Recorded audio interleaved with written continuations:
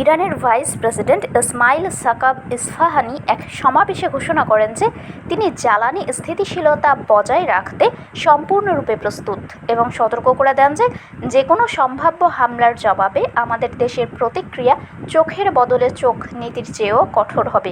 মেহেরকে উদ্ধৃত করে Pars Today জানিয়েছে, জনগণের উদ্দেশ্যে দেওয়া ভাষণে উপপরাষ্ট্রপতি জোর দিয়ে বলেন, জ্বালানি ও বিদ্যুৎ ক্ষেত্রে প্রয়োজনীয় ব্যবস্থা গ্রহণ করা হয়েছে এবং পরিষেবার স্থিতিশীলতা নিয়ে জনগণের উদ্বিগ্ন হবার কোনো কারণ নেই।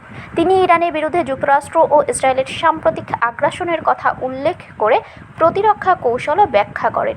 প্রথম পদক্ষেপে চোখের বদলে চোখ কৌশল ব্যবহার করা হয়েছে উল্লেখ করে জনাব সাকাব ইস্ফাহানি সতর্ক করে বলেন, শত্রু যদি আরেকটি ভুল করে তবে আমাদের কৌশল হবে চোখের বদলে চোখ।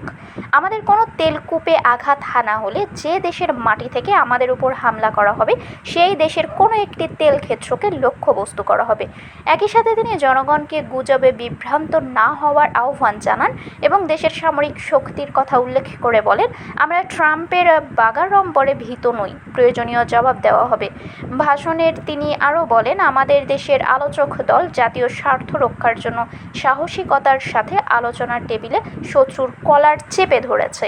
শত্রুর বিভাজন সৃষ্টির প্রচেষ্টার কথা উল্লেখ করে তিনি নিজেদের বর্তমান পরিস্থিতিতে সামাজিক সম্প্রীতি ও সংহতিকে সবচেয়ে গুরুত্বপূর্ণ নীতি হিসেবে উল্লেখ করেন।